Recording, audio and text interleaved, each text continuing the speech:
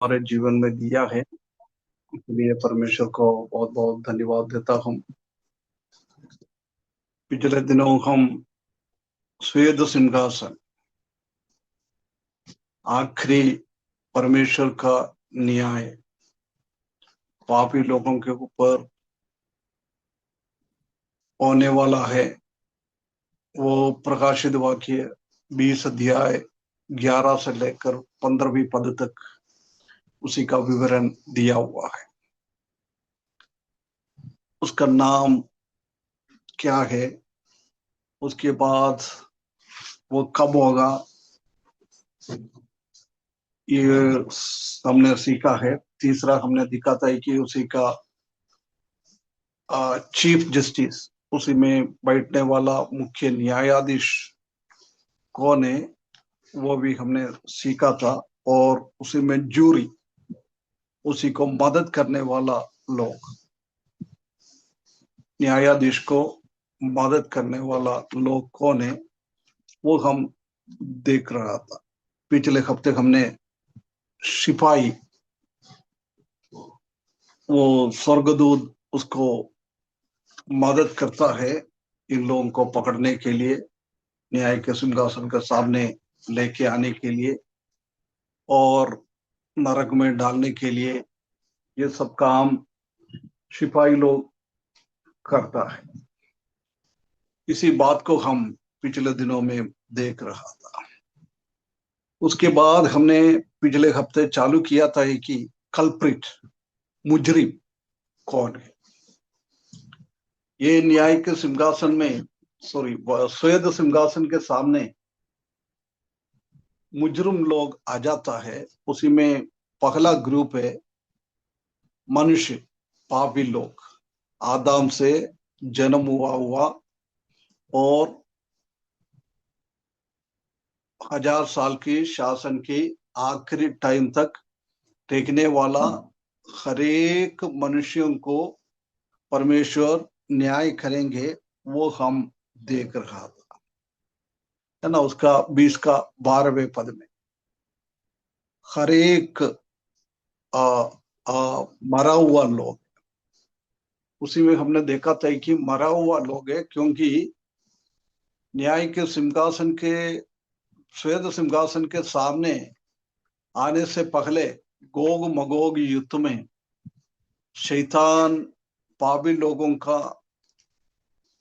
युद्ध करने वाला योग्य लोगों को इकट्ठा कर कर प्रभु यीशु मसीह के विरुद्ध में और इसराइलियों के विरुद्ध में, जेरूशलेम के विरुद्ध में इकट्ठा होएगा। जब हम देख सकता है कि परमेश्वर ने स्वर्ग से आग पृथ्वी के ऊपर भेजते हुए हर एक लोगों को वो मार डालेगा, आग से जलाएगा।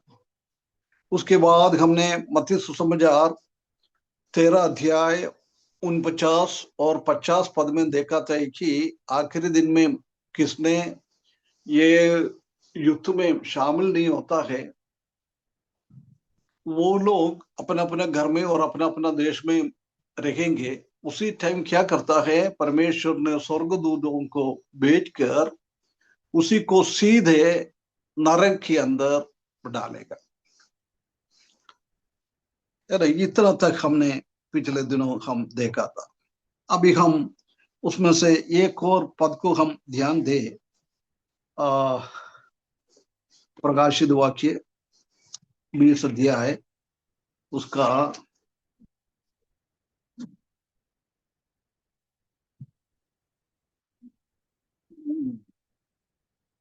फिर मैंने एक बड़ा श्वेत सिंहासन और उसके उसको जो उस पर बैठा हुआ है देखा। उसके सामने से पृथ्वी और आकाश भग गए और उसके लिए जगह ना मिले। फिर मैंने छोटा बड़े सब लोगों को देखा, छोटे बड़े, है ना। ये सिंहासन के सामने दुनिया का हर एक मनुष्य, ये दुनिया में हो सकता है वो प्रेसिडेंट रखा होगा, प्राइम मिनिस्टर रखा होगा, चीफ जस्टिस रहेगा होगा, भिखारी रहेगा होगा, छोटा मोटा काम करने वाला लोग रहेगा होगा, हर एक लोग उसी के सामने आएंगे। ये मनुष्यों का पोजीशन को दिखाता है, मनुष्यों का स्थिति क्या है। कोई भी स्थिति में रहने वाला लोग है, हो सकता है सबसे ऊंचा लोग हो, सबसे नीचा लोग हो, सब उसी के सामने आना पड़ेगा। स्मॉल एंड ग्रेट, किसी को भी नहीं छोड़ेगा। इस दुनिया में कोई भी स्थिति में वो रहता था, वो कभी भी परमेश्वर नहीं देखता है। हम जानता है कि इस दुनिया में कोई कचहरी में कोई बड़ा लोगों को लेके जाता है, उसी को अलग से खड़ा होने के लिए जगह मिलता है, उसी को अलग से एक प्रायोरिटी और प्रिविलेज देता है। परंतु परमेश्वर के सिंहासन के सामने, ये स्वेद सिंहासन के सामने हर एक पापी को एक जैसी प्रभु देखता है। अलग अलग उसको दुनिया में क्या था उसी हिसाब से उसको यही नहीं करता है, सबको उनके सामने आके खड़े होना पड़ेगा, हर एक को, है ना, वो बड़ा हो ऊंचा हो कुछ भी हो, सबको उनके सामने, किसी को भी छोड़ेगा नहीं, है ना। कई ट्रांसलेशन में ये छोटे बड़े लिखा है ना, द स्मॉल एंड ग्रेट, मतलब महान लोग है और कोई इस दुनिया में कोई ये नहीं था। इसी को कई ट्रांसलेशन में बच्चा और बुजुर्ग लोगों की शब्द में ट्रांसलेट किया हुआ है। मतलब कोई उम्र में फर्क नहीं है, हर एक लोगों को भी ये न्याय का सिंहासन के, सॉरी, ये श्वेत सिंहासन के सामने खड़ा होना पड़ेगा, है ना। जब वो ट्रांसलेशन सुनने के टाइम हमारे हृदयों में ऐसी एक विचार आता है, छोटा छोटा बच्चे लोगों को भी इसी के सामने आना पड़ेंगे क्या,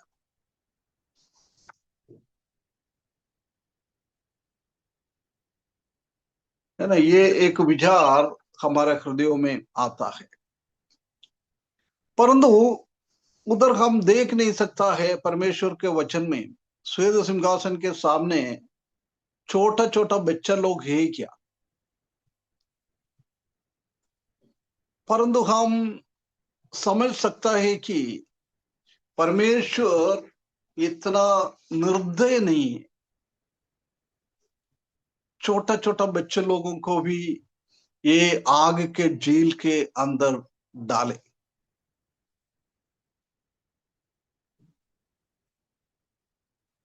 इसी का कुछ कारण हम अलग अलग परमेश्वर की वजन से हम देख सकता है। ये परमेश्वर की वजन में हम जानता है कि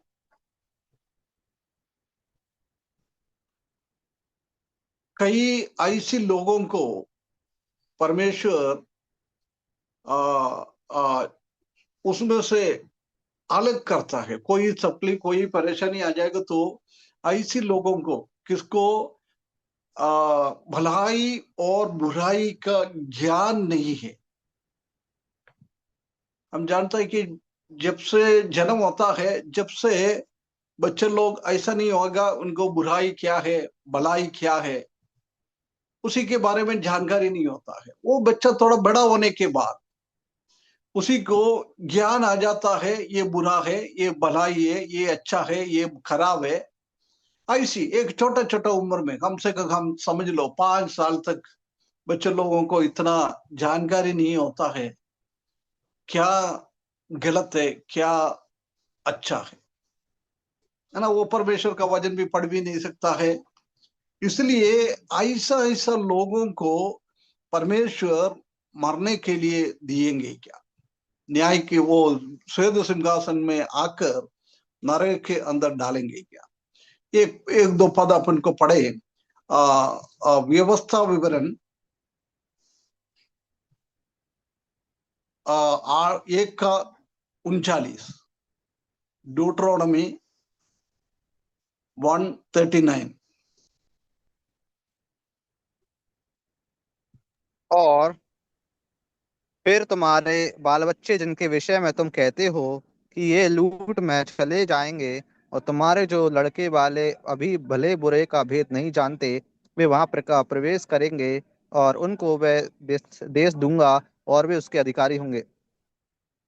है ना। देखो, इस्राएली लोगों को परमेश्वर का दंड के बारे में बोलने के बाद बोल रहा है, तुम्हारा बीच में बच्चा लोग है, उसी को भलाई और बुराई का ज्ञान नहीं है, ऐसी लोगों को प्रभु अलग करेगा, उसी को संभालेगा।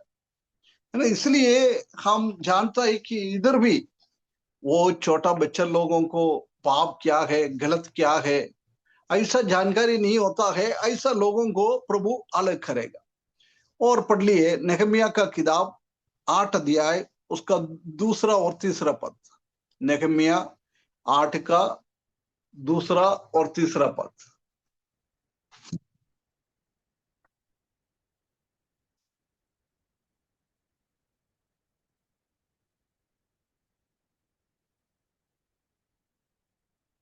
तब एजरा याजक 7वें महीने के पहले दिन को, क्या स्त्री क्या पुरुष, जितने सुनकर समझ सकते थे, उन सबों के सामने व्यवस्था को ले आया।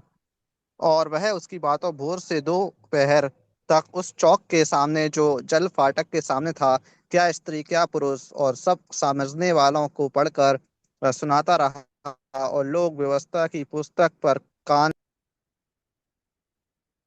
इधर भी देखो, नेहमिया ने आके वो मंदिर का काम सब करने के बाद परमेश्वर का वचन सुनाने के लिए सबको इकट्ठा कर दिया।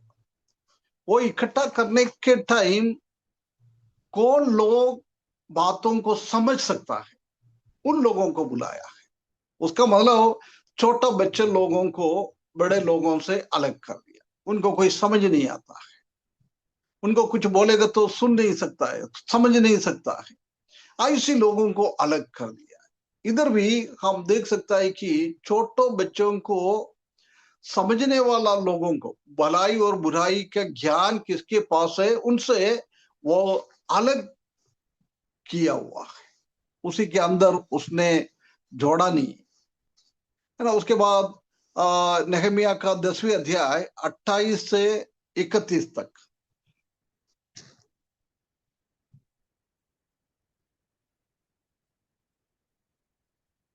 और शेष लोग अर्थात याजक, लेविया, द्वारपाल, गवैये और नातीन लोग, जिन निदान जितने परमेश्वर की व्यवस्था मानने के लिए देश देश के लोगों से अलग हुए थे, उन सभी ने अपनी स्त्रियों और उन बेटी बेटियों समेत जो समझने वाले थे, अपने भाई रईसों से मिलकर शपथ खाई कि हम परमेश्वर की उस व्यवस्था पर चलेंगे जो उसकी दास मूसा के द्वारा दी गई है, और अपने प्रभु यहोवा की सब आज्ञा, नियम और विधियां मानने में चौकसी करेंगे। और हम ना तो अपनी बेटियां इस देश के लोगों को ब्याह देंगे, और ना अपने बेटों के लिए उनकी बेटियां ब्याह लेंगे। और जब इस देश के लोग विश्राम दिन को अन्न व और बिकाऊ वस्तुएं बेचने को ले आएंगे, तब हम उनसे ना तो विश्राम दिन को ना किसी पवित्र दिन को कुछ लेंगे, और 7वें वर्ष में भूमि पड़ी रहने देंगे, और अपने अपने शरण की वसूली छोड़ देंगे।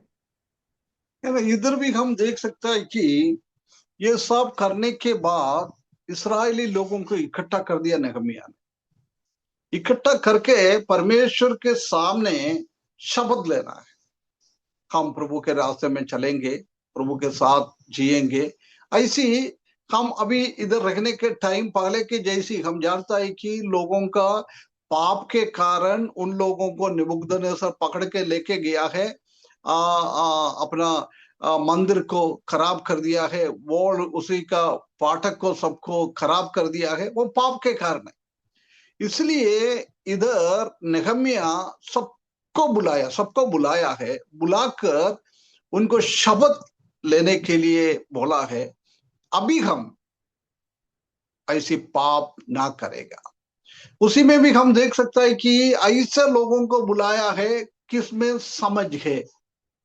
कोई बोलेगा तो समझ सकता है, ऐसी वो लोगों को ही बुलाया है। उसका मतलब इधर भी छोटा छोटा बच्चा कोई बात को समझ नहीं पाता है, उनको उसी के साथ जुड़ा नहीं है ना, उसी को अलग कर दिया है। ऐसी मनुष्य ने भी ऐसी देखता है, क्योंकि कोई समझ नहीं है, अभी जन्म हुआ है, 1 साल का, 2 साल का, 3 साल का कुछ हुआ है, कुछ भी समझ में नहीं आता है। ऐसे लोगों को ये कोई काम के लिए लेता नहीं है ना। उसके बाद एशिया की किताब 7 अध्याय 15-16, एशिया 7 का 15-16। और जब तक वह बुरे को त्यागना और भले को ग्रहण करना ना जाने, तब तक वह मक्खन और मधु खाएगा, क्योंकि उससे पहले कि वह लड़का बुरे को त्यागना और भले को ग्रहण करना जाने, वह देश जिसके दोनों राजाओं से तू घबरा रहा है निर्जन हो जाएगा।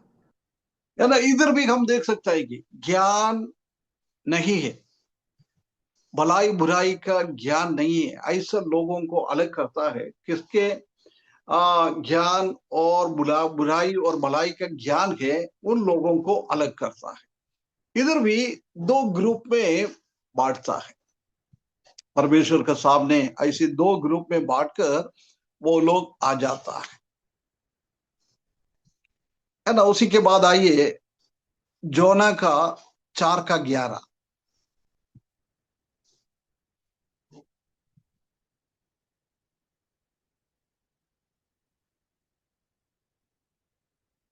योना 4 का 11। तब उन्होंने उससे पूछा, हम तेरे साथ क्या करें जिससे समुद्र शांत हो जाए। उस समय समुद्र की लहरें बढ़ती ही जाती थीं। 4 का 11, 4 का 11। चार। और फिर वह एक बड़ा नगर नीनवे, जिसमें 1,20,000 से अधिक मनुष्य हैं, जो अपने दाहिने बाएं हाथों का भेद नहीं पहचानते, और बहुत घरेलू पशु भी उसमें रहते हैं, तो क्या मैं उस पर तरस ना खाऊं। है ना, इधर जो निनवे के बारे में बोल रहा है, परमेश्वर योना से पूछ रहा है, देख उधर 1,20,000 लोग हैं, उसी को सीधे हाथ कौन सी है, उल्टे हाथ कौन सी है नहीं मालूम, देखने हाथ और बिगने हाथ का फर्क नहीं मालूम। उसका मतलब ये, कई लोग सोचता है निन्यानवे में सिर्फ 1,20,000 ही लोग ही था। ऐसा नहीं है। इधर हम देख सकता है कि ये 1,20,000 लोग मतलब बिल्कुल छोटा बच्चा लोग है, उसको सीधे हाथ और उल्टा हाथ नहीं मालूम है। उसका मतलब है कि भलाई और बुराई, गलत क्या है सही क्या है, उसका कोई जानकारी है नहीं। ऐसी 1,20,000 बच्चे लोग थे, उसी के ऊपर परमेश्वर का दया आ रहा है ना। वो 11वें पद में हमने अभी पढ़ा है, वो एक महानगर है, आज का मेट्रोपॉलिटन सिटी जैसी, उसी टाइम का बॉम्बे, दिल्ली, बैंगलोर, चेन्नई, कलकत्ता, ऐसी बहुत बड़ा एक सिटी था ये निनवे। इसलिए हम समझ सकते हैं कि ये सिर्फ उतना लोग नहीं होगा, उससे ज्यादा लोग उसी के बीच में रह रहा था। 3 का 3 और पढ़ो, जब भी हम देख सकते हैं कि एक बड़ा नगर है। 3 का 3। और तब योना यहोवा के वचन के अनुसार नीनवे को गया। नीनवे एक बहुत बड़ा नगर था, वह तीन है दिन ना, की यात्रा का था। हाँ, बहुत बड़ा नगर था। 4 अध्याय 11वें पद में भी लिखा है, और 3 का 3 में भी लिखा है, बहुत बड़ा नगर है। 3 का 3 में योना बोल रहा है बहुत बड़ा नगर है। 4 का 11 में परमेश्वर खुद बोल रहा है ये बहुत बड़ा एक नगर है। उसका मतलब उधर 1,20,000 लोग नहीं है, उससे भी बढ़कर बहुत सारा लोग रहने वाला पुराना एक सिटी था निनवे। उससे हम अच्छी तरह से समझ सकता है कि ये 1,20,000 का संख्या परमेश्वर ने योना से बात कर रहा है, वो ऐसी बच्चा लोग है भलाई और बुराई को पहचान नहीं पाता है, उसको मालूम नहीं है क्या है। इसलिए बोल रहा देखने खात क्या है, बहने खात क्या है, उनको नहीं मालूम। ऐसी बच्चा लोग है, बोल रहा है उनको मेरे को कम से कम बचाना है। ये परमेश्वर का इच्छा था। उसका मतलब यही है कि हम समझ सकता है कि परमेश्वर ने छोटे छोटे बच्चे लोगों को ये आग के झील के अंदर नहीं डालेगा, स्वर्ग सिंहासन के सामने उनको लेके नहीं आएगा। परमेश्वर का वचन में स्वर्ग सिंहासन के बारे में लिखा है, उधर ऐसा लिखा नहीं है, परंतु ऐसी ऐसी परमेश्वर को मूसा से बात कर रहा है, यशायाह से बात कर रहा है, योना से बात कर रहा है, उधर शब्दों और हम देख सकता है कि छोटे बच्चे लोगों को परमेश्वर ने एक का अलग किया हुआ है दूसरा लोगों से, पापी लोगों से, भलाई बुराई जानने वाला लोगों से। परमेश्वर हमेशा ऐसी छोटे बच्चे लोगों को अलग अलग कर रहा है ना, कभी उसी के अंदर जोड़ता नहीं है। परमेश्वर ने ऐसा बच्चे लोगों को अलग से एक कंसिडरेशन दे रहा है, क्योंकि उसी को विश्वास क्या है, प्रभु यीशु मसीह कौन है, प्रभु यीशु मसीह का मृत्यु, उसके बारे में कुछ मालूम ही नहीं। उनका शरीर का अवयव अंग क्या है वो ही नहीं मालूम है, तो फिर ये विश्वास करना प्रभु यीशु मसीह के बारे में, बलिदान के बारे में, ऐसी ऐसी चीजों के बारे में उन लोगों को कुछ भी आइडिया नहीं है ना। इसलिए प्रभु उनको कभी भी ये रीति में लेके नहीं आएगा। हम जानता है कि हमारा दो तरीके के पाप हो जाता है, मालूम है? दो तरीके का पाप कौन सी है? एक पाप ऐसी है, हमारा जन्म से हम पापी है, आदम और हवा ने पाप किया है, वो आदम का खून से हमारा जन्म हुआ है, इसलिए हम जन्म से पापी है। वही भजन संगीता 51 का 5वें लिखा है, मैं पाव में मेरा माँ का पेट में उत्पन्न हुआ है। जन्म होने का जरूर नहीं है, किस दिन मेरा जीवन परमेश्वर ने मेरा माँ के पेट में दिया है, आपका माँ का पेट में दिया है, जब से वो पाव में ही उसी का उत्पन्न होता है।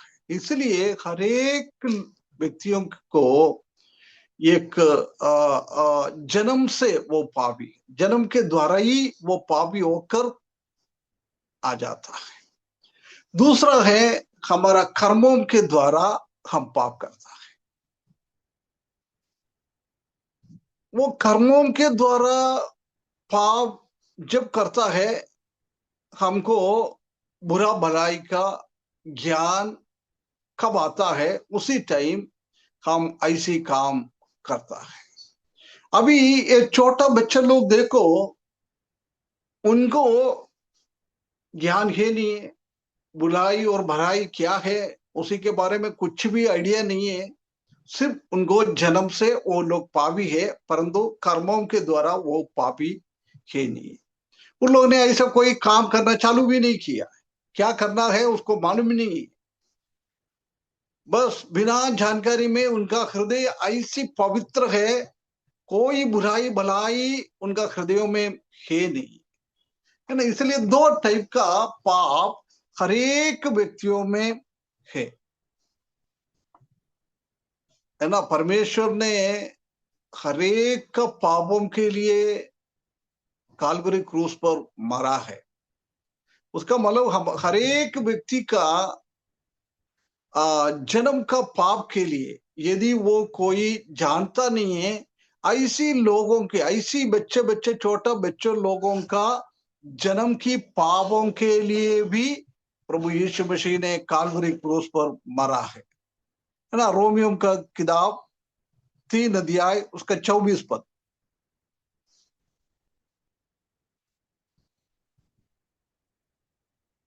प्रेरित तो ये काम अंकल जी, है आवाज नहीं आया अंकल जी सही से। प्रेरित तो ये इसका काम बोला, नेटवर्क कट रहा रोम था। रोमियो का किताब 3 का 24। और परंतु उसके अनुग्रह से उस छुटकारे के द्वारा जो मसीह यीशु में है, सेत में अ, धर्मी ठहराए जाते हैं।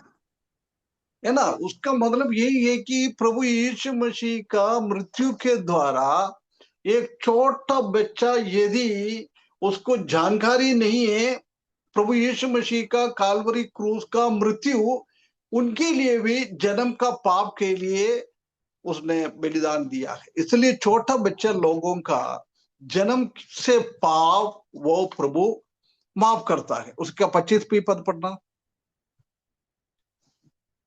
उसे परमेश्वर ने उसके लहू के कारण एक ऐसा प्रायश्चित का ठहराया, जो विश्वास करने से कारी होता है, कि जो पाप पहले किए गए और जिनकी परमेश्वर ने अपनी सहनशीलता से आनाकानी की, उनके विषय में वह अपनी धार्मिकता प्रकट करे। है ना। उधर भी हम देख सकते हैं कि हमारा दूसरा कामों के द्वारा भी हमने कुछ पाप करते हैं तो उसी के लिए भी परमेश्वर का, प्रभु यीशु मसीह का काल्वरी क्रूस का बलिदान उसके लिए भी है ना। इसलिए हम समझ सकता है कि छोटा बच्चा लोग उसको समझ नहीं है गलत काम क्या है, अच्छा काम क्या है। ऐसे लोग बच्चों को कभी भी ये पनिशमेंट, ये क्रोध परमेश्वर को सहना नहीं पड़ेगा। उनका भी प्रभु यीशु मसीह के काल्वरी क्रूस का मृत्यु के द्वारा उनका पाप का भी छुटकारा हो गया है ना। प्रेरितों के काम 17वें अध्याय उसका 30वें पद।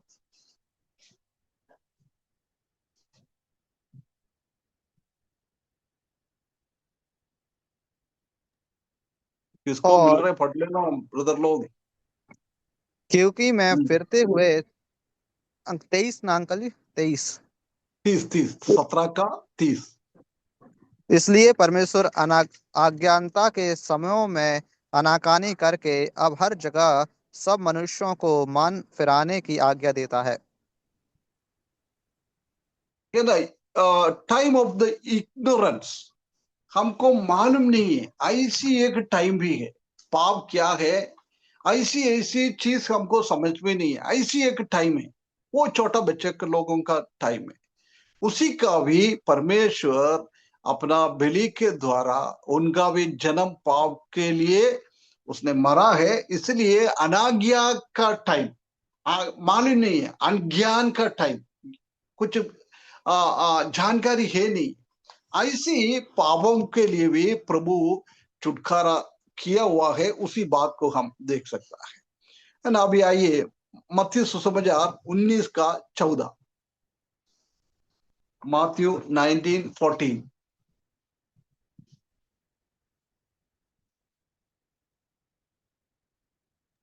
और यीशु ने कहा, बालकों को मेरे पास आने दो और उन्हें मना ना करो, क्योंकि स्वर्ग का राज ऐसों ही का है। है ना। उसके बाद मार्क 10 का 14, 10:14। यीशु ने यह देख क्रोध होकर उनसे कहा, बालकों को मेरे पास आने दो और उन्हें ना करो, क्योंकि परमेश्वर का राज ऐसों ही का है। है ना। लूका 18 का 16।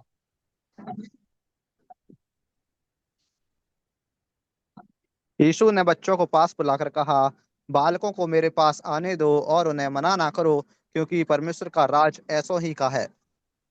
है ना। इधर सब दूर प्रभु यीशु मसीह के पास बच्चों को आशीर्वाद देने के लिए अपना माँ बाप लेके जा रहा था। जब चेला लोग ने मना कर दिया, नहीं नहीं नहीं, प्रभु के पास बहुत काम है, वो बहुत बिजी है, इसलिए छोटा बच्चों को लेके मत जाओ, उनको दूर कर रहा था। ये देखकर प्रभु यीशु मसीह बच्चों को अपने पास बुलाया है। बुलाने के बाद लोगों को क्या कहता है, तुम लोग जब तक ये बच्चे के जैसी नहीं होएगा तब तक स्वर्ग राज्य में प्रवेश नहीं कर सकता है। बच्चे को जैसी होना उसका मतलब ये है कि बुराई भलाई का जानकारी नहीं होना है। उन लोगों का हृदय पवित्र है। इसलिए प्रभु बोल रहा है, यदि तुमको भी स्वर्ग में प्रवेश करना है, परमेश्वर का राज्य में प्रवेश करना है तो क्या करना है, ये बच्चों की जैसी बन जाओ। उसका मतलब ही हम देख सकता है कि प्रभु यीशु मसीह की दुनिया में थे, जब भी छोटे छोटे बच्चे लोगों को पाप क्या है, गलत क्या है, ऐसा जानकारी नहीं है, ऐसा लोगों को प्रभु ने बहुत बहुत महत्व दिया था। वो लगता है ये लोग स्वर्ग में पहुंचेगा, ये बच्चा लोग स्वर्ग में पहुंचेगा। अभी यदि उसका मृत्यु होता है राज्य में वो प्रवेश हो जाएगा, परंतु तुमको भी ये बच्चे की जैसी होना है। सिर्फ बिल्कुल एक क्लियर कट हार्ट, एक पवित्र हृदय ऐसी है तो बच्चों की जैसी हम भी स्वर्ग में पहुंच जाएगा। उससे भी हम देख सकता है कि प्रभु यीशु मसीह वो बच्चे को कितना कितना इंपॉर्टेंस दे रहा है। इसलिए हम इसी पदों से हम समझ सकता है कि बच्चे लोगों को कभी बच्चे लोग मतलब किसको भलाई बुराई का जानकारी नहीं, ऐसी बच्चे लोगों को कभी भी नरक के अंदर नहीं जाना पड़ेगा। ये हम इसी वचनों के द्वारा हम देख सकता है। हो सकता है यदि ये बच्चे लोग छोटा बचपन में ही मर जाएगा तो उनका भी पुनरुत्थान होकर वो भी प्रभु के साथ रहेंगे, है ना। क्लियर कट हम नहीं समझ सकता है, परंतु कुछ लोग अभी भी बोलता है बच्चे लोग उद्धार नहीं पाता है, वो छोटा बच्चा है तो भी वो नहीं जाएगा। हमारा प्रभु इतना निर्दय नहीं होगा, ऐसी छोटे बच्चे लोगों को कोई जानकारी है नहीं है, ऐसी बच्चे लोगों को स्वर्ग में लेके नहीं जाएगा, नरक में डालेगा, ऐसी हम समझ नहीं सकता है ना। उसके बाद हम अभी वापस प्रकाशित वाक्य 20 अध्याय में आए, उसी का 13 पद एक बार पढ़ना पड़ता। और समुद्र ने उन मरे हुओं को जो उसमें थे दे दिया, और मृत्यु और अधोलोक ने उन मरे हुओं को जो उनमें थे दे दिया, और उनमें है ना, से हर देख, एक। हाँ इधर देखो, मृत्यु और अधोलोक उनमें से कौन था, उनको दे दिया है। ये श्वेत सिंहासन के सामने ऐसी लोगों को लेके आया है।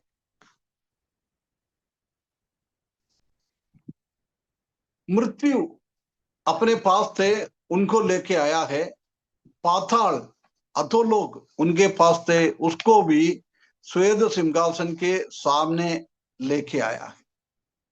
हम जानता है कि मरा हुआ लोग कब्र में पड़ा रहता है, परंतु इधर ऐसा नहीं बोल रहा है कब्र से वो लोगों को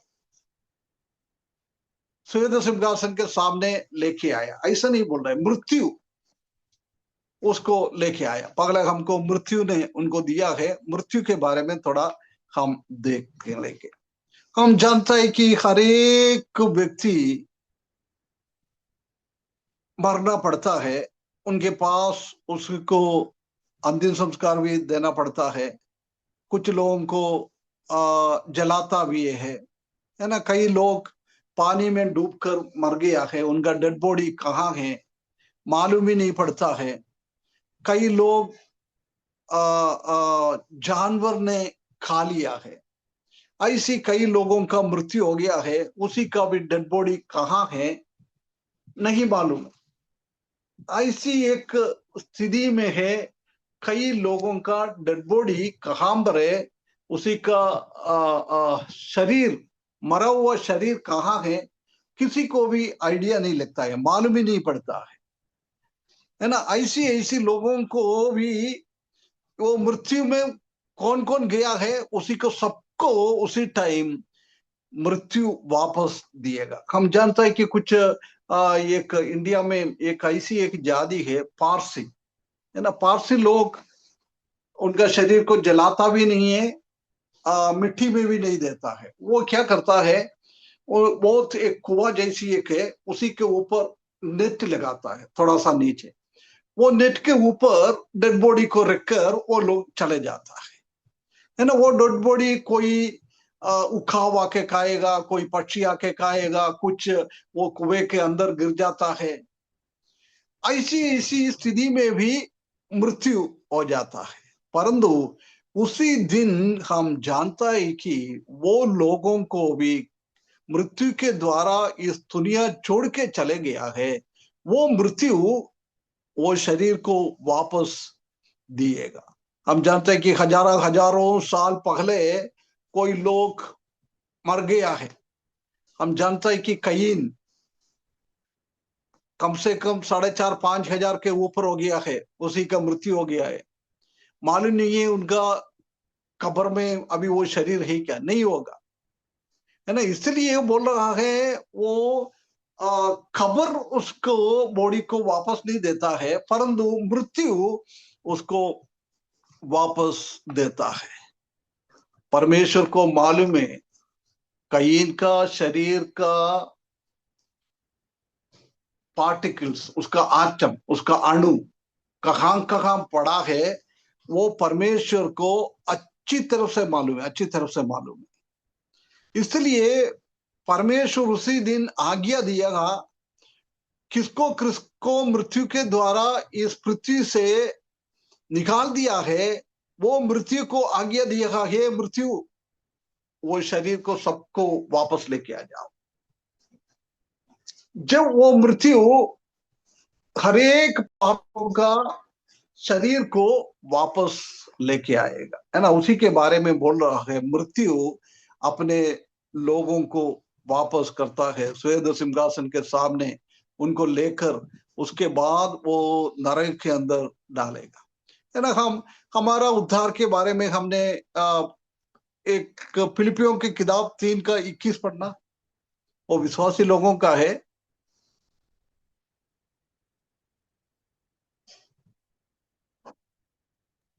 आ, 3:20 नहीं अंकल जी, 21, याकूब। 3:21। याकूब में अंकल जी 3:21 नहीं है। फिलिपियो।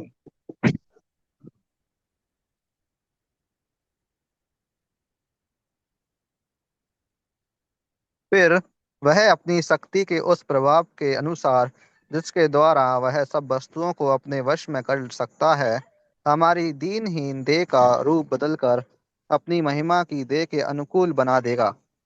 है ना। वो प्रभु यीशु मसीह का ताकत वाला वो शक्ति के द्वारा विश्वासी लोगों का शरीर को वो मिट्टी से उठा के लेके आ जाता है, उसके बाद बदलाता है।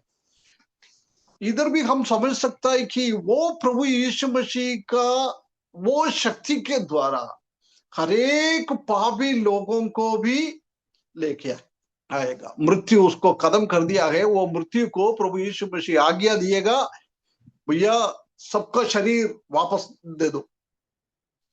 शैतान ने मृत्यु के द्वारा उनको सबको अपना कब्जे में कर दिया था, परंतु प्रभु यीशु मसीह उधर आज्ञा दिएगा उनको लेके आने के लिए। एसेकिएल का किताब 37 अध्याय में हम देख सकता है कि इस्राएली लोगों का वो सूखा हुआ हड्डी वो तराई में पड़ा हुआ था। एसेकिएल को बोल रहा है तुम आज्ञा दे, वो हड्डी अपना अपना शरीर में जुड़ जाता है, उसी में मांस आ जाता है, उसी में जीवन आ जाता है। ऐसी इसी दिन में भी कहां कहां हड्डी हो परमेश्वर को मालूम है, एक एक व्यक्ति का हड्डी कहां कहां पर है। वो हड्डी को सबको इकट्ठा करके अपना अपना शरीर में एक साथ जुड़ेगा, उसके बाद उसमें मांस भी आ जाएगा, ऐसी एक शरीर में वो वापस आ जाएगा, है ना। ये परमेश्वर का ताकत है। सिर्फ वो विश्वासियों के लिए नहीं है, अविश्वासी लोगों का भी, पापी लोगों का भी शरीर को मृत्यु से वापस लेके आने का ताकत परमेश्वर में हम देख सकता है ना। फाइनल जजमेंट में भी वही अवस्था हो जाएगा। हम जानते हैं कि प्रभु के लिए हमको स्वर्ग में लेके जाने के लिए वो पहला पुनरुत्थान है, परंतु पापी लोगों को श्वेत सिंहासन के सामने लेकर आकर उसी को नरक के अंदर डालने के लिए उसी को भी एक पुनरुत्थान हो जाता है। उसको बोलता है दूसरा पुनरुत्थान, आखिरी पुनरुत्थान। वो आखिरी पुनरुत्थान के दिन ये श्वेत सिंहासन टिकने का दिन है। उसी दिन वो मरे हुओं को ऑर्डर देता है, तुमने मेरा लोगों का शरीर को तुमने मृत्यु के द्वारा खत्म कर दिया है, वो वापस लेके आ जाओ, है ना। ऐसी एक ऑर्डर उसको देता है। हम जानता है कि कई लोग फ्लाइट में चले जाता है, फ्लाइट जलकर उसी का शरीर कहाँ है कोई अता पता है नहीं है, जल जाता है, जल जाता है, बॉडी कहाँ है। कई लोग चंद्रमा में जाता है, इधर उधर जाता है, कई लोगों का एक्सीडेंट हो जाता है, ऐसी टाइम उसका शरीर भी कहाँ है, वो आसमान में कहीं है, क्योंकि वो पृथ्वी का वो अट्रैक्शन का कैपेसिटी से ऊपर चले जाएगा तो वो कभी भी पृथ्वी को वो उसी को नीचे अट्रैक्ट नहीं कर सकता है ना।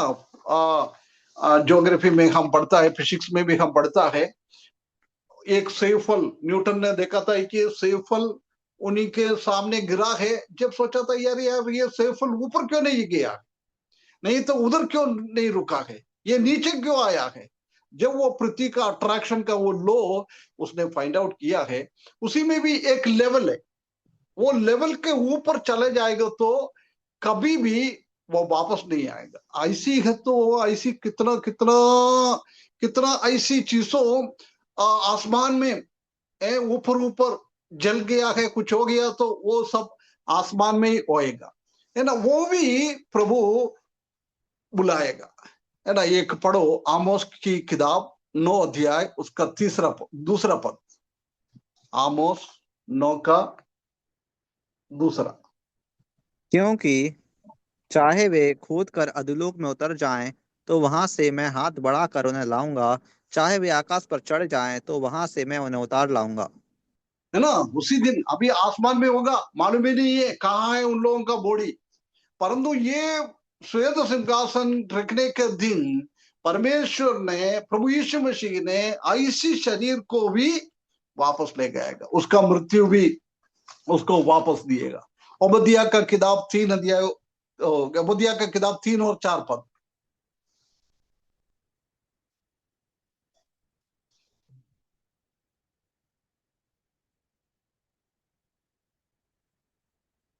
तीन अध्याय अंकल। योना नहीं, ओबदिया का 3 और 4 पद एक ही अध्याय है। हे पहाड़ों के दरारों में बसने वाले, हे ऊंचे स्थान में रहने वाले, तेरे अभिमान ने तुझे धोखा दिया है। तू मन में कहता है, कौन मुझे भूमि पर उतार देगा। परंतु चाहे तू उकाब की नई ऊंचा उड़ता है, वरन तारागण के बीच अपना घोंसला बनाए हो, तो भी मैं तुझे वहां से नीचे गिराऊंगा। यहोवा की यही वाणी है। है ना। इधर भी हम देख सकते हैं कि यहूदी लोग परमेश्वर से दूर हो रहा है, उसी के संबंध में बोल रहा है। इसी से भी हम समझ सकता है कि यदि तुम्हारा डेड बॉडी आसमान में है, पहाड़ों के ऊपर है, नीचे आ नहीं सका, ऐसी ऐसी जगहों में है, तो उसी दिन ये मृत्यु को ऑर्डर परमेश्वर देता है, प्रभु यीशु मसीह देता है। उसी टाइम उधर से भी उसी को श्वेत सिंहासन के सामने शरीर के साथ लेके आ जाए, है ना। ये बताता है कि क्या करना है, तुम्हारा मृत्यु अपना वंश में किसको किसको मृत्यु के द्वारा अपना कब्जे में रखा हुआ है, उसी दिन वो सब परमेश्वर की श्वेत सिंहासन में सामने आएगा। ये पुनरुत्थान को दर्शाता है। उनका शरीर में कैसी हम लोग शरीर में चले जाता है, हमको स्वर्गीय शरीर मिलता है, परंतु ये पापी लोगों को स्वर्गीय शरीर नहीं है, उनका वही शरीर में है। कौन से शरीर में वो मर गया था, उसी शरीर में वो वापस आएगा, है ना। उसके बाद उसी को नरक के अंदर डालेगा। जैसे विश्वासी लोगों को परमेश्वर बुलाता है, उसी स्टाइल में अविश्वासी लोगों को भी, मरा हुआ हरेक पापी लोगों को भी परमेश्वर उसी स्टाइल में लेके आएगा। उसी बात को हम इधर देख सकता है ना। उसके बाद टाइम हो गई क्या, है ना। उसके बाद हम एक और बात पढ़ो ब्रदर, 13 पद, 20 का 13।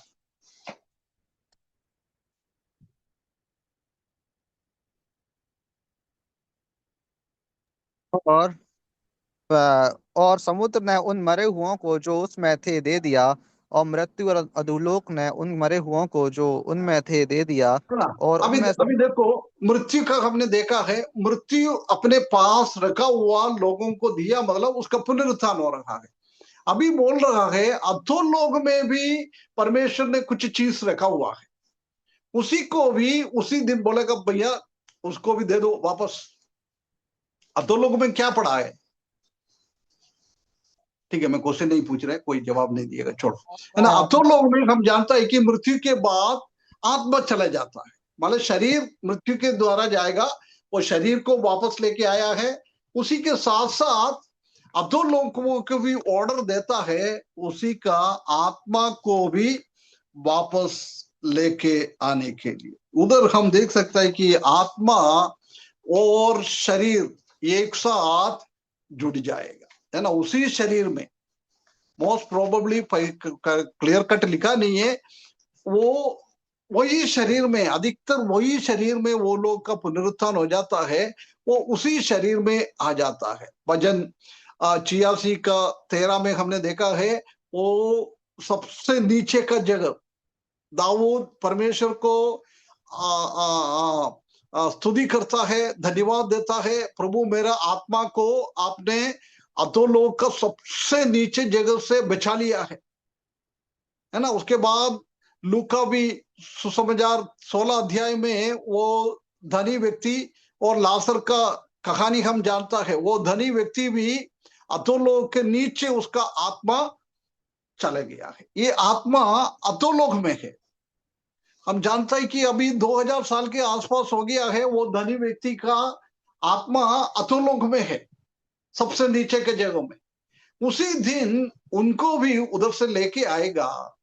वो धनी व्यक्ति का शरीर कहाँ गाड़ दिया था, उधर से वो मृत्यु को आज्ञा दिएगा, उनको तुम छोड़ दो, है ना। उनको वो शरीर में उसी को वापस आ जाएगा, उनका अधोलोक से उनका आत्मा भी आ जाएगा, और शरीर में आत्मा प्रवेश कर कर वो अधोलोक के सामने, सॉरी, न्यायिक वो श्वेत सिंहासन के सामने परमेश्वर को हिसाब देने के लिए उसी को इकट्ठा करेगा, है ना। वचन 50 का 16 से 22 तक पढ़ना ब्रदर।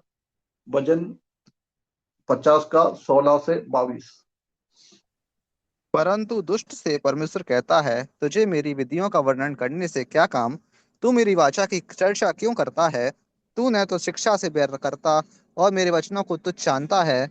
जब तूने चोर को देखा, तब उसकी संगति से प्रसन्न हुआ और परस्त्री गमियों के साथ भागी हुआ। तूने अपना मुंह बुराई करने के लिए खोला और तेरी जीभ छल की बातें गढ़ती है। तू बैठा हुआ अपने भाई के विरुद्ध बोलता और अपने सगे भाई की चुगली खाता है। हो गया 22 तक। इस तक हुआ है अंकल जी। यह काम 22 तूने 22 किया यह काम तूने किया और मैं चुप रहा, इसलिए तूने समझ लिया कि परमेश्वर बिल्कुल मेरे समान है। परंतु मैं तुझे समझाऊंगा और तेरी आंखों के सामने सब कुछ अलग अलग दिखाऊंगा।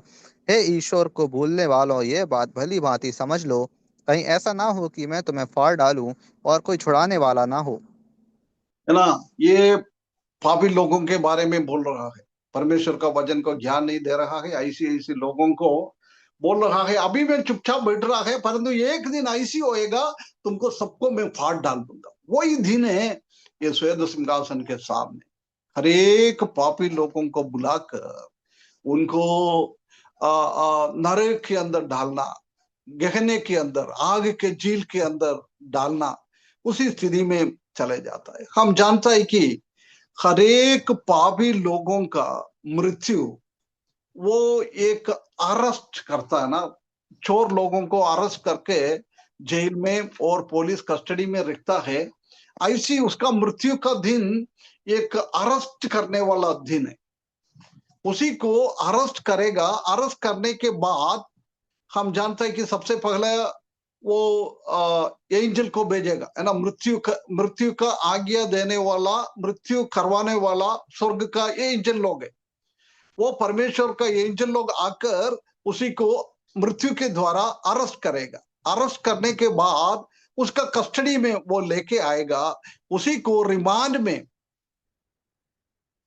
अधोलोक का सबसे नीचे जगहों में रखेगा, है ना। उसके बाद ये श्वेत सिंहासन टेकेगा। उसी दिन वो अरेस्ट में उनका शरीर अलग है, उनका आत्मा अलग है। उसी का शरीर मृत्यु के द्वारा अलग हो गया है, उसी का आत्मा पाताल के अंदर गया है। उसी दिन उसी का मृत्यु से शरीर को भी और पाताल से उसका आत्मा को भी वापस लेके आकर उसी के एक अलग से शरीर में हम देख सकता है ना। परमेश्वर, कई लोग ऐसी सोचता है शैतान और शैतान का दूध लोग मृत्यु के लिए आता है, परंतु परमेश्वर के वचन में हम बहुत क्लियर कट देख सकता है हमारा मृत्यु, सबका मृत्यु स्वर्गदूतों के कारण द्वारा ही हो रहा है। अभी पढ़ना नहीं है, दो शब्द आप कहीं नोट कर रहे तो मालूम नहीं है कोई नोट कर रहे है क्या। दूसरा शमूएल 24 अध्याय उसका 15 से 17 पद तक। दूसरा शमूएल 24 अध्याय उसका 15 से 17 तक। उसके बाद दूसरा राजा 19 अध्याय 35, है ना। ये भागों में हम देख सकता है कि वो मृत्यु के दिन स्वर्ग की स्वर्गदूत आकर उसी को मृत्यु देता है ना। वो लोग 19 का 35, दूसरा राजा 19 का 35, है ना। इसलिए वो उसी दिन ऐसी उसका मृत्यु के दिन भी वही हो जाएगा, परंतु ये श्वेत सिंहासन के सामने वो दोनों वापस आ जाता है। शरीर भी पुनरुत्थान, दूसरा पुनरुत्थान के द्वारा आ जाएगा। पाताल से भी आज्ञा देता है तुम्हारे पास मैंने दिया हुआ है, उसी को तुम छोड़ दो।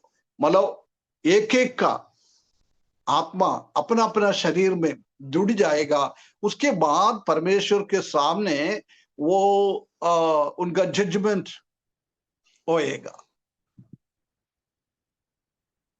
परमेश्वर का न्याय के दिन परमेश्वर कमांडमेंट देता है तुम्हारा डेथ में से तुम्हारा शरीर को और पाताल से तुम्हारा आत्मा को छुटकारा करे। वो दोनों एक साथ होकर परमेश्वर के सामने, श्वेत सिंहासन के सामने आएगा।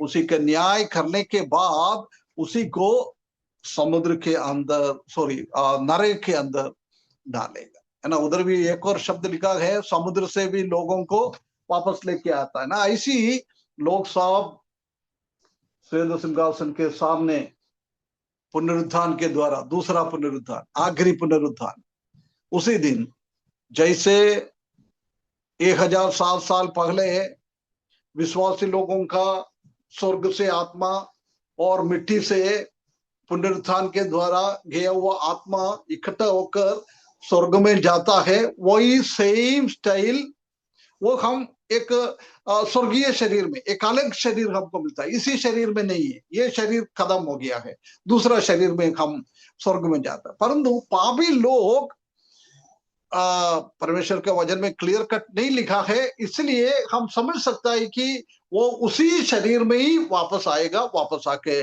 पाताल से उसका आत्मा भी आकर एक साथ जुड़कर मनुष्यों का हर एक पापी लोग, आदम से लेकर आखिरी टाइम तक कितना पापी लोग हैं, वो सब उसी के सामने आके उसी को जवाब देना पड़ेगा, है ना। ये वॉइस श्वेत सिंहासन के सामने मनुष्यों को। आज हमने देखा था कि छोटा बच्चों को उसमें से अलग करेगा। बहुत सारा वचन हमने स्टार्टिंग में देखा है। परमेश्वर हमको सहायता करे इसी बातों को समझने के लिए। परमेश्वर के वचन में हमको लिख के दिया हुआ है, ये समझने के लिए परमेश्वर ने हमको बुद्धि और ज्ञान दिया है। इसलिए मैं परमेश्वर को धन्यवाद देता हूँ। उनकी बड़ी नाम की महिमा हो।